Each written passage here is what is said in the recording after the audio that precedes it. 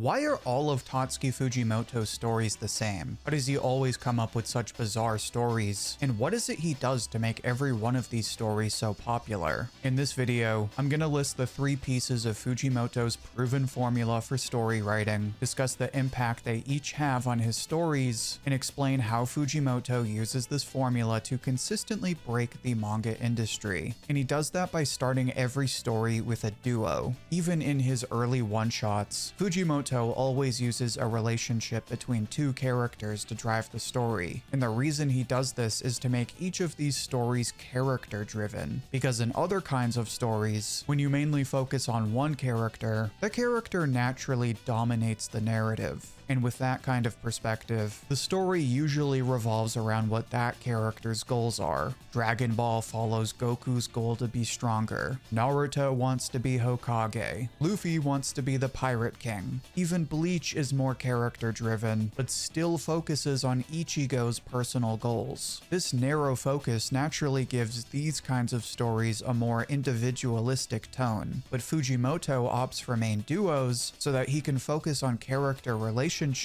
rather than goals. A great example of how this affects his stories is A Couple of Clucking Chickens. This is a story of survival, which in many cases would lead to selfish characters who only think about themselves. But Fujimoto uses 2 main characters in this story who depend on each other for survival. Ami needs Yuto for protection, but Yuto also needs Ami to understand how humans feel. If this were just about Ami, this story might play out more like Promised Neverland, and Ami would have to train to outsmart the aliens. But in this story, she's saved by Yuto, and Yuto only grows because of his friendship with Ami. By focusing on one relationship rather than one character, Fujimoto provides stories that allow us to think about the world we live in rather than the goals we set for ourselves. It's also worth noting that these stories can have several important relationships. This is something we see in Fire Punch, where Agni has his sister, as well as his dynamic with Togata. But both of these dynamics give us perspective on how we view ourselves. Luna is practically a curse. While absent for most of the story, she's a constant influence that pushes Agni to live on, even in agonizing pain. Meanwhile, Togata uses movies and propaganda to create a myth surrounding Agni, exploring this idea that we are the product of how everyone else views us. Evidently, Fujimoto uses these relationships to explore a different kind of perspective on identity. While typical shonen anime explore identity through clear goals, Fujimoto's stories always explore identity through the lens of other characters. They always feel similar to the famous line from Jean-Paul Sartre in his play No Exit: "Hell is other people."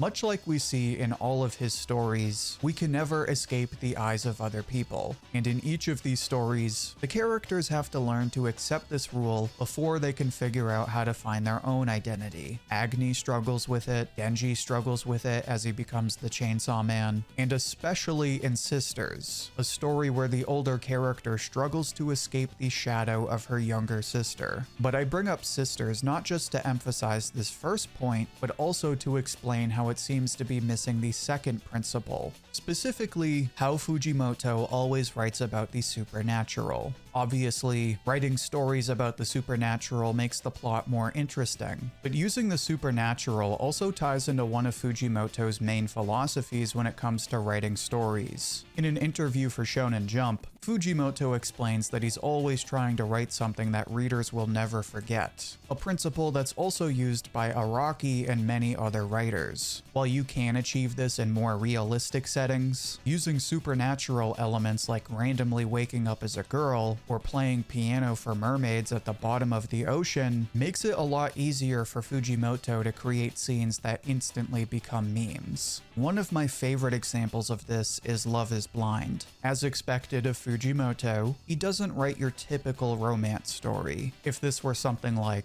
Kaguya-sama, the main character would have to pretend like he isn't in love, only to declare his love later on. Instead, we get a story where the character is so determined to confess his feelings that he's willing to ignore increasingly dramatic situations. First his chores, then a robbery, and even an alien invasion. The influence of these events makes the story more dramatic and helps it stand out from every other romance story. Of course, the influence of supernatural events is even more recognizable in the popularity of Chainsaw Man. Everyone who makes a dog sign with their hand is immediately reminded of Aki and Kon. Anyone who hears the word boom is instantly reminded of Reze or Makima. And of course, who can forget the famous Kobeni dance? A scene like that is only possible in a world where everyone is dominated by a fear of devils. And this is the advantage to writing supernatural stories, which makes it all the more confusing why there's nothing supernatural about sisters. To be fair, Fujimoto added a touch of this when he revised the story and Look Back,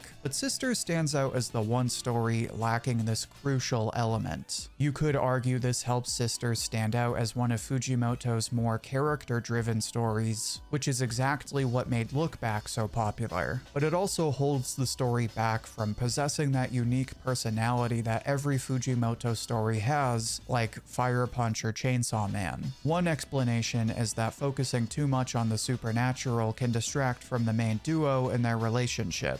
As an example, Nuyuta of the Prophecy is probably the most recognizable of Fujimoto's early stories, and he's even quoted as saying he made Nuyuta in spite of his editor saying he couldn't write unique characters. Naturally, he went ahead and wrote a story about a cute demon girl with cataclysmic powers that only speaks in obscenity. But while this story has themes like prophecies and being viewed as a monster, Nuyuta lacks the kind of profound relationship that we see in Sisters. Because it goes all in on the demon powers and the looming threat of world destruction, we don't really dive deep into the relationship between Nuyuta and her brother. On the other hand, Sisters doesn't have anything supernatural, but goes all in on the characters. If anything, I would argue the nude painting is Fujimoto's substitute for something supernatural, as it's just as weird as a demon girl. But this highlights the importance of both of these principles. Without exploring two main characters, the story loses that character-driven narrative that allows us to view these different perspectives on identity. And without the supernatural, it's harder to experience the kind of scenes that you will only find in a story written by Fujimoto. But even with both of these things, there's still not enough without the last principle, the element of fate. This piece ties into the theme of main duos in the way Fujimoto often explores perceptions and identity, but these themes often build up to a final decision in the finale of each story, and this decision always has to do with how a character decides to face their fate. The best example of this can be seen in Saxii Stops a Bullet. Obviously, this story deals with fate because the main character is able to stop a bullet.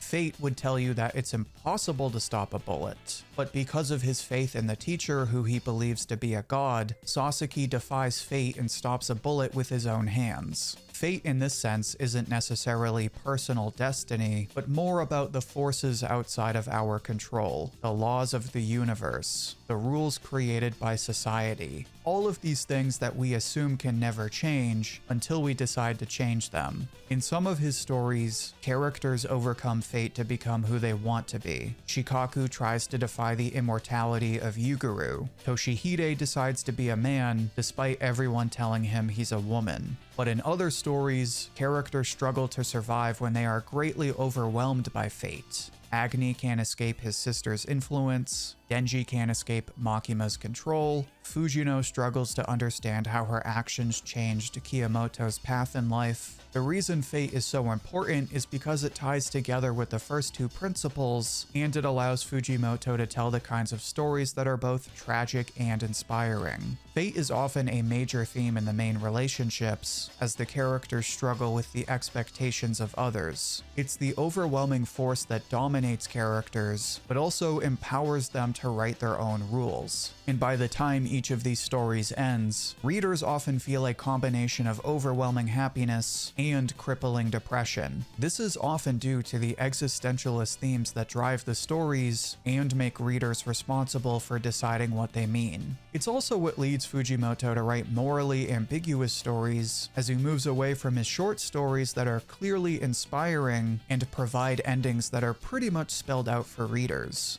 But funny enough, the less Fujimoto's stories are spelled out in black and white, the more popular they become. Every one of his stories is more popular than the last one. Chainsaw Man is more popular than Fire Punch. And as popular as Look Back is, even more people want to see Goodbye Eri animated. And it's all because Fujimoto uses the same formula over and over and is constantly fine-tuning it. In fact, you can even see how this formula has worked for other writers. His assistant, Yukinobu Tatsu, followed the same formula when he made Dandadan. The story is driven by the relationship between Okarun and Momo. It deals with supernatural creatures like aliens and yokai, and there's themes of fate in every arc.